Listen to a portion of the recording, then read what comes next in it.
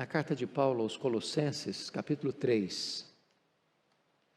Carta de Paulo aos Colossenses, capítulo 3. E vamos ler apenas um verso, verso 13. Na medida que nós formos avançando na análise do assunto, nós vamos ler outros textos. Mas vamos nos deter, primeiramente, nesse texto, Colossenses 3,13.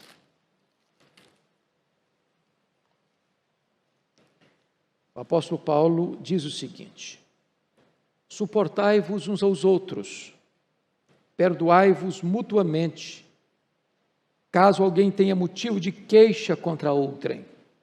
Assim como o Senhor vos perdoou, assim também perdoai vós. Bom, eu gostaria de conversar um pouco com vocês hoje sobre essa questão fundamental, que é o perdão. Concordo com o apologeta cristão C.S. Lewis, quando ele disse que é mais fácil falar sobre perdão do que perdoar. Não é um grande desafio preparar um sermão sobre perdão, mas perdoar alguém que machucou você é uma experiência magnífica. O pastor Arival estava contando de ser o primeiro dia dos pais que ele passa sem o seu pai. E esta semana, precisamente domingo passado,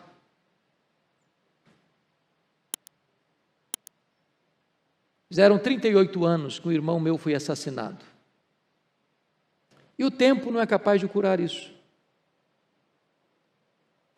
Uma dor atroz, um sentimento doloroso, sobretudo quando a pessoa que ceifa a vida de alguém que você ama, de uma forma tão violenta, é alguém criado com você, que conviveu com você, a quem você reputava de vizinho e amigo. Entretanto, apesar da dor avassaladora, eu entendi já naquela época, há 38 anos, que perdão não é sentimento, é atitude, é decisão. Você decide perdoar. Você perdoa. E descobri mais que o perdão é maior do que o ódio, que o perdão cura, que o perdão restaura. O perdão é uma faxina na sua mente, é uma asepsia na sua alma. O perdão rompe grilhões, peias na sua alma. Estava pregando certa feita numa igreja, cujo pastor era um evangelista muito conhecido, e ele reclamava para mim que naquele ano ele não tinha colhido um fruto sequer, e ele estava angustiado com isso, e ele não sabia o que estava acontecendo. Para minha surpresa, era um domingo de manhã, quando terminei de pregar e fui orar pelo povo, o silêncio foi quebrado. Percebi que era um choro convulsivo, mas não sabia distinguir onde estava acontecendo. De repente, duas mulheres se entreolharam, uma na frente, outra atrás. E elas saíram uma em direção da outra no corredor central da igreja e se abraçaram e choraram longamente. Duas líderes da igreja estavam magoadas uma com a outra. Para nossa alegria, no culto da noite, mais de 10 pessoas se renderam a Cristo. Como que aquilo estava travando a vida da igreja. Pregava noutra feita, numa outra igreja, até fora do Brasil, e naquela ocasião, especificamente, falava sobre perdão. Ao final, o pastor da igreja tomou a palavra e se dirigiu a um diácono que estava na porta e disse: meu irmão, gostaria que você viesse aqui à frente. E o diácono, enquanto caminhava, aquele pastor foi abrindo o coração e contando das mágoas que estava nutrindo por aquele líder. Quando ele se aproxima do púlpito, os dois se abraçaram, choraram, pediram perdão um para o outro. E, para nossa surpresa, focos de lágrimas e de choro começaram a acontecer dentro do templo. Várias pessoas procurando umas às outras para pedir perdão. Ernesto Nini, que vocês já ouviram certamente falar, um líder muito expoente do evangelicalismo brasileiro, falecido há pouco tempo, com mais de 100 anos de idade. Numa das suas obras, ao percorrer o Brasil, constatou que o pecado que ele mais encontrou na igreja evangélica brasileira foi o pecado da mágoa. Tem muitos líderes magoados, pastores feridos, presbíteros feridos, líderes feridos, que precisam ser tratados. A ferida está sangrando e precisa ter o óleo do Espírito de Deus, precisa ter a terapia do perdão de Deus, derramando o coração, trazendo cura, trazendo libertação, trazendo restauração. Então eu gostaria hoje de pensar um pouco com você sobre esse assunto. E quero começar a partir desse texto lido. E esse texto retrata para nós a primeira verdade que eu quero enfatizar nesta noite, que é a necessidade do perdão. E por que o perdão é tão necessário? Primeiro, por aquilo que está escrito aqui. Suportai-vos uns aos outros, perdoai-vos mutuamente, caso alguém tenha motivo de queixa contra outra. A primeira coisa que eu preciso de perdoar o meu irmão é que nós temos motivo de queixas uns contra os outros.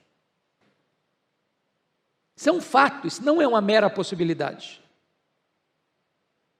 Nem você, nem eu somos uma pessoa perfeita. Nós vamos decepcionar as pessoas e as pessoas vão nos decepcionar. É claro que essas decepções podem ser pequenas, leves, médias, pesadas. Mas é absolutamente necessário que haja perdão. E gente crente, escute isso que eu vou dizer, gente crente briga, sabia? Se desentende. A Bíblia diz que Paulo e Barnabé se desentenderam e não puderam caminhar juntos mais por causa de João Marcos. É claro que lá no céu, nem você nem eu vamos precisar perdoar. Perdão é para aqui, é para agora. Então eu gostaria que você agora parasse um pouquinho e perguntasse assim: tem alguma coisa pendente na sua vida nessa área? Dentro da sua casa, com a sua família, lá no seu trabalho? Talvez lá no passado, que precisa ser tratado, trazido de volta para ser curado.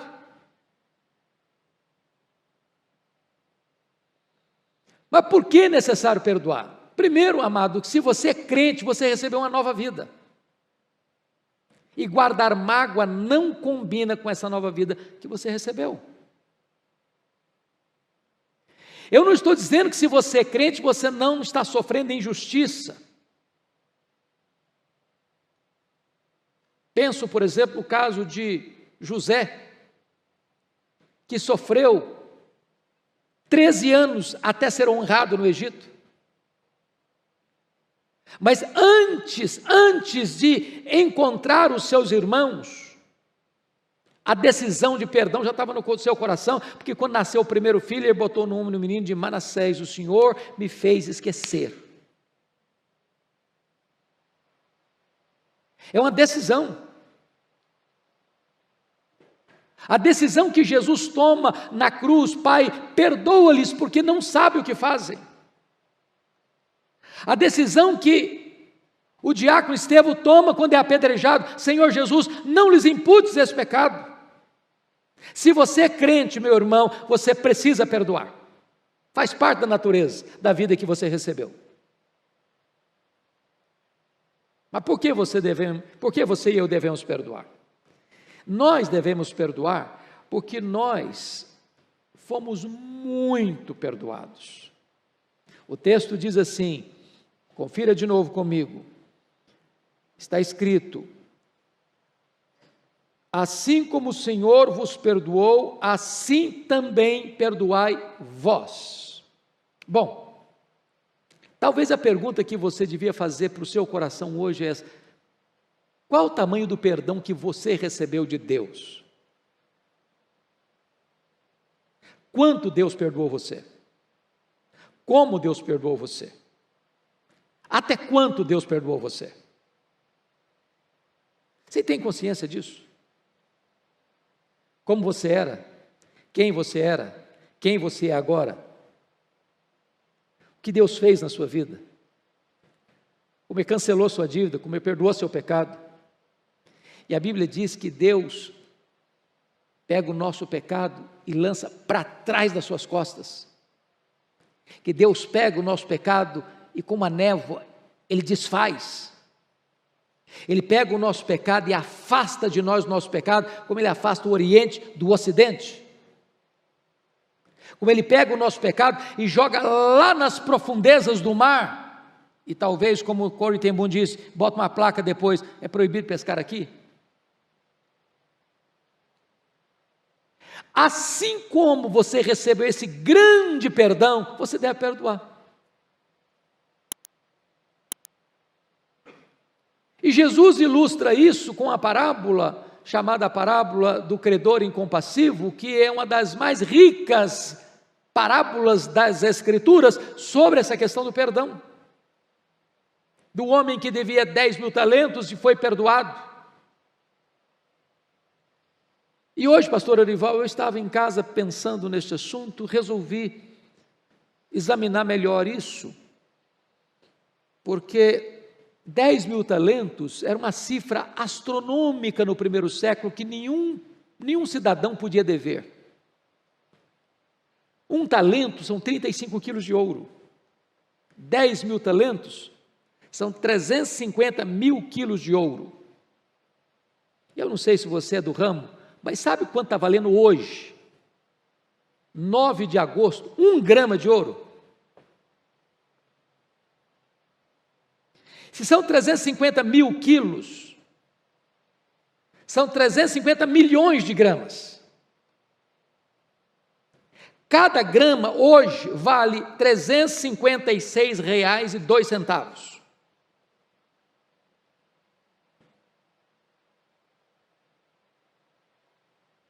Para você ter uma ideia, na cifra que Jesus conta da parábola, alguém precisaria trabalhar no salário da época de 1 denário por dia 150 mil anos. E Jesus conta essa parábola com esse valor exagerado, maximizado, para mostrar uma verdade: o perdão que Deus deu para você e para mim é impagável. E se eu fui altamente perdoado, eu nunca vou poder dizer: olha, o abuso foi grande demais, a humilhação foi grande demais, o prejuízo foi grande demais. Não dá. Passou da conta. Para esse tipo de pecado não tem perdão.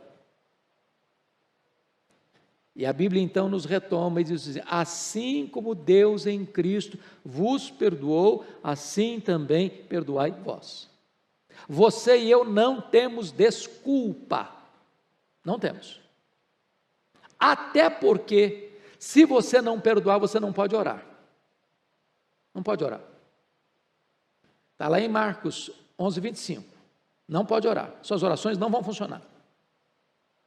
Se você não perdoar, você não pode adorar. Deus não aceita o culto. Lembra que Deus rejeitou Caim e a sua oferta? Por quê? Tinha ira, inveja no coração do Caim. Se você não perdoar, você não pode ser perdoado. Pai, perdoa-nos as nossas dívidas, assim como nós perdoamos os nossos devedores. Se você não perdoar, você adoece emocionalmente. Irmãos amados, o que tem de gente doente emocionalmente? Porque tem mágoa. E é nessa conjuntura que Tiago vai dizer que nós devemos confessar os nossos pecados uns aos outros para sermos curados. Tem doenças que são chamadas de hamartiagênicas. Hamartia é pecado no grego. Doenças hamartiagênicas são doenças geradas por problemas emocionais não resolvidos.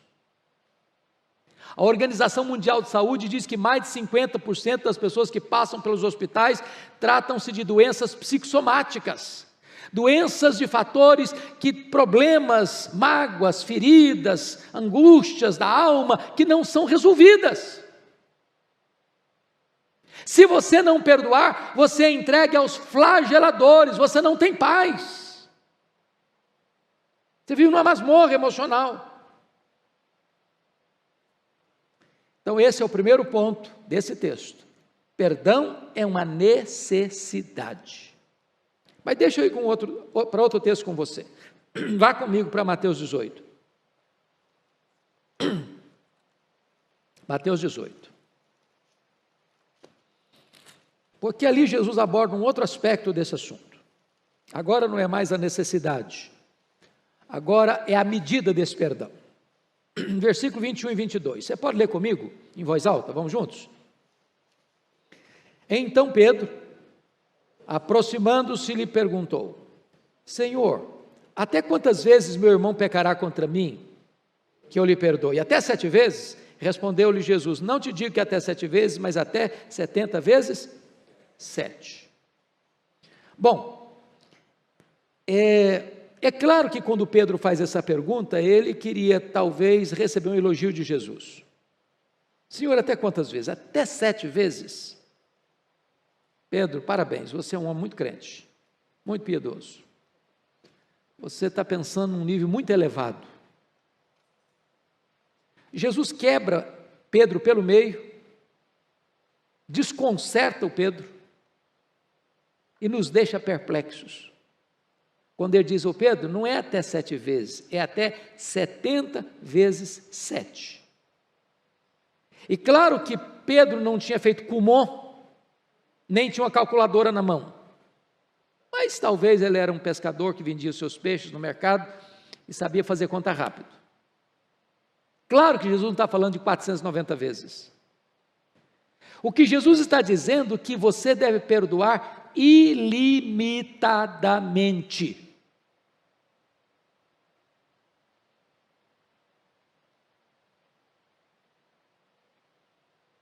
Porque, pense comigo, irmãos, na prática, se alguém falha com a gente, tá bom,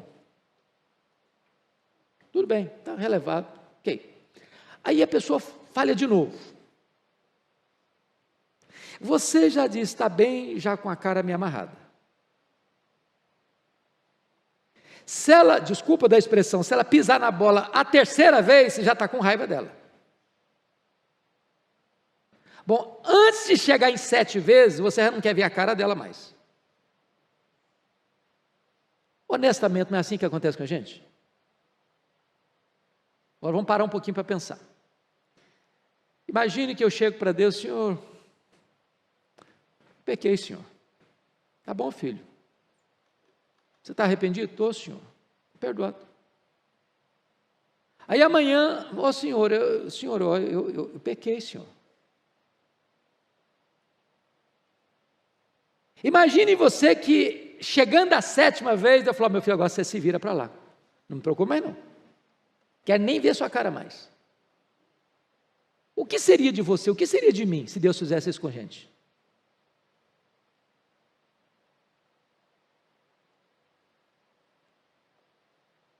Esse negócio é mais sério do que a gente imagina, irmãos. Vida cristã é coisa muito mais séria do que a gente imagina. Senhor, é até 7 vezes? Não, Pedrão, não é até 7 vezes, não, até 70 vezes 7. Não tem limite. Mas eu não estou falando de coisinha miúda, não. Eu posso falar de coisas graves, sérias. Vamos pensar, por exemplo, no testemunho de Corrie ten Boom. Alguém já leu, chegou a assistir lá atrás o filme Refúgio Secreto? Alguns aqui já viram. Você se lembra desse fato no período da Segunda Guerra, os nazistas massacrando o mundo? Aquela família da Holanda foi capturada. Todo mundo morreu, exceto 2 meninas, que escaparam, foram para o campo de concentração. Corrie ten Boom e Betsie ten Boom.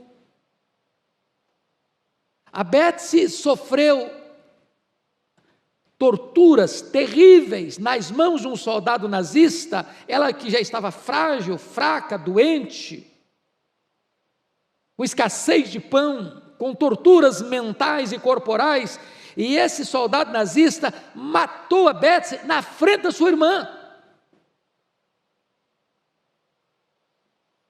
E gosto de sangue veio na sua boca. Por providência divina, Corrie ten Boom foi liberta. Saiu do campo de concentração, escapou. A guerra acabou. E agora Corrie ten Boom está pregando nas igrejas, dando testemunho. Quando certa feita ela pregava numa igreja na Alemanha. E ao terminar de pregar, ela estava na porta abraçando as pessoas, quando ela vê um senhor de cabelos grisalhos se aproximando, e ela reconhece esse homem. Era exatamente o nazista que tinha matado a sua irmã com truculência. O gosto de sangue veio na boca de novo. Quando o homem estendeu a mão para ela, ela encolheu a mão. Mas você sabe quando o Espírito Santo de Deus fala com a gente? Não estou falando de falar com a voz audível, nem com voz mística. É aquela convicção de Deus que lhe dá no momento. E então ela estendeu a mão e disse a ele: eu sei quem é o Senhor. Eu sei o mal que o Senhor me fez. Mas em nome de Jesus, o Senhor está perdoado. Fique livre, porque agora eu estou livre. Perdoe. Não importa o que a pessoa fez. Passa a esponja do sangue do cordeiro nessa ferida. Fique livre. Pois bem, eu gostaria então de concluir, levando vocês ao terceiro e último texto. Vá comigo para Lucas 17, versículos 3 a 5. Porque aqui tem algumas lições importantes. Primeiro é a necessidade, segundo é a medida. Agora a questão é como eu perdoo. Quais são os passos que eu devo dar? Então vamos lá.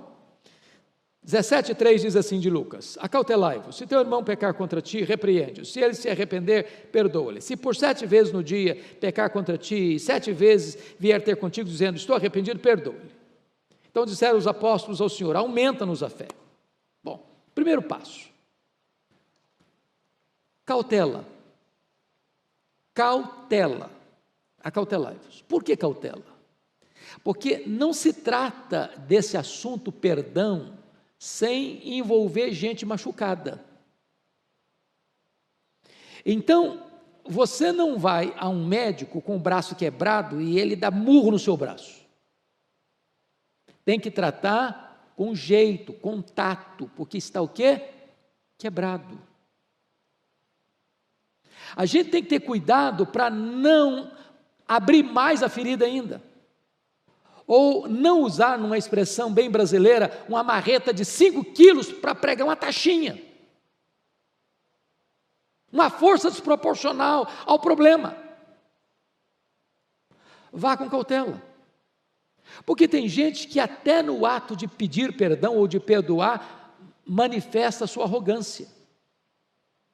E diz assim, olha, porque eu sou um homem de Deus, cheio do Espírito Santo, eu resolvo perdoar você que é um crápula. Bom, em vez de resolver o problema, ele criou mais um. Cautela. Segundo lugar, veja comigo. Se teu irmão pecar contra ti, repreende-o. O que o texto está querendo dizer para você é o seguinte: não jogue mágoas debaixo do tapete. Não vá levando a vida cristã empurrando com a barriga.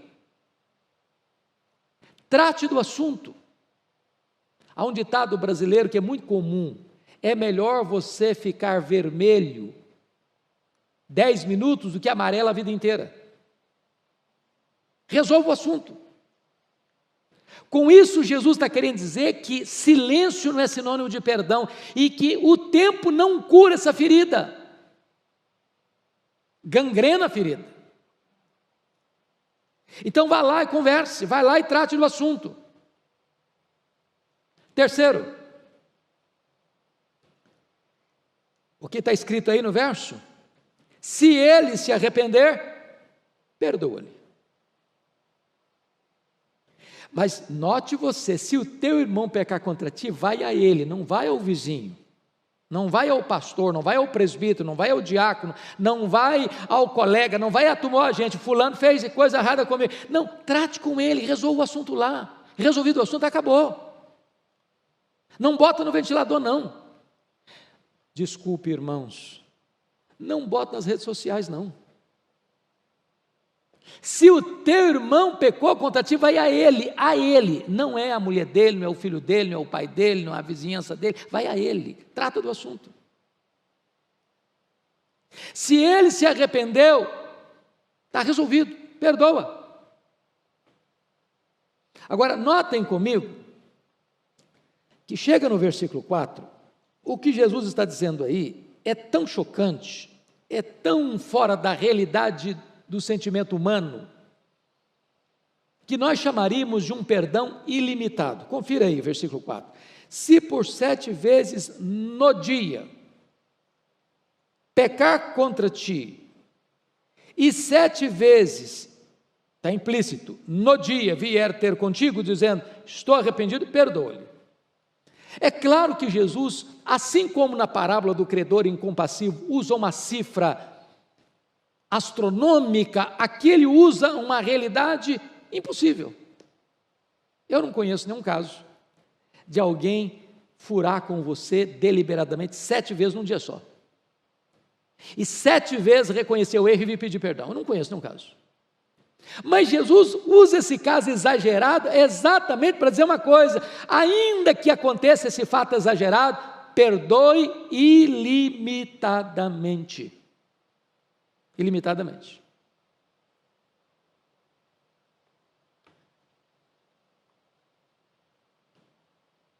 Amados irmãos, agora notem comigo.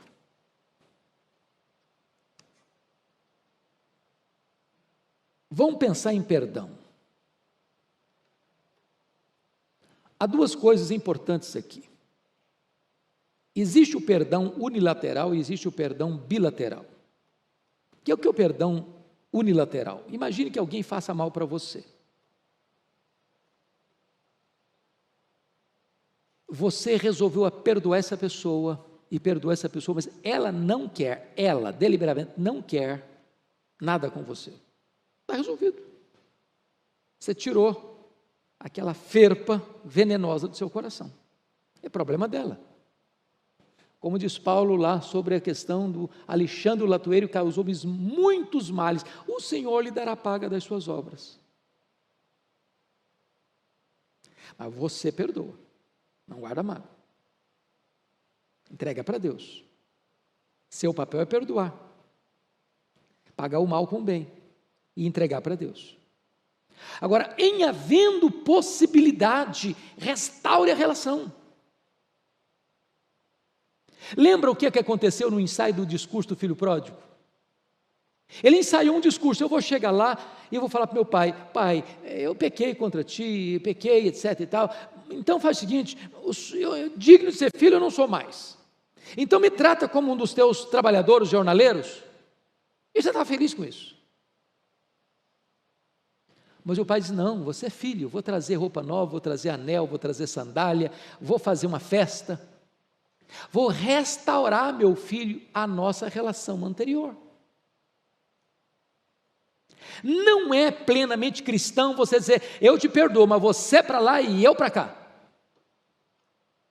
Porque se Deus fizesse isso com você e comigo, o que seria de nós?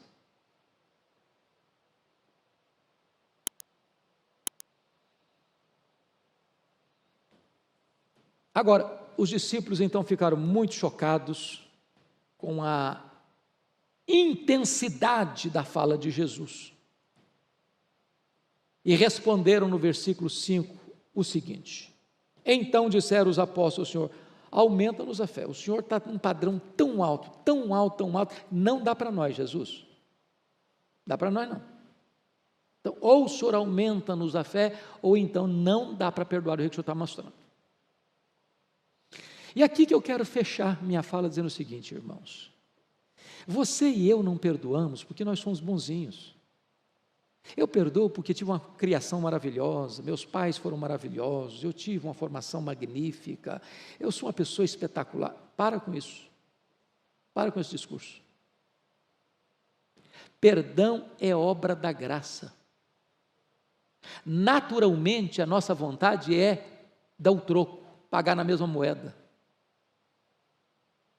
É olho por olho, dente por dente, queimadura por queimadura. Perdão é obra da graça. Você e eu precisamos da intervenção de Deus em nós, para que por meio de nós o perdão flua. Então, meu amado, rejeite esse negócio de ideia de desforra. Não, fulano vai me pagar, a hora dele vai chegar. Esquece isso. Tome você a iniciativa de resolver o problema. Não importa se você é o ofensor ou ofendido, vai lá, resolva. Não envolva outras pessoas também não. Se o teu irmão pecar contra ti, vai a ele, não procura mais não, vai a ele. Se não tiver jeito, aí chama 2 testemunhas. Se não tiver jeito, aí busca a ajuda da igreja. Mas dê os passos bíblicos. Não exige justiça, exerça misericórdia. E mais, se precisar, sofra o dano. Sofra o dano. E a minha oração é que Deus possa destravar a nossa vida, destravar o nosso coração com o exercício do perdão. Vamos orar juntos? Você vai ficar em pé onde você está? E nós vamos pedir a Deus, para Deus ter misericórdia de nós.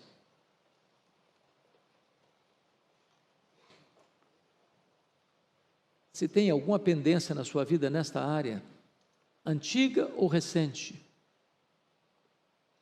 tome a decisão hoje de resolver isso, de pedir perdão e de perdoar.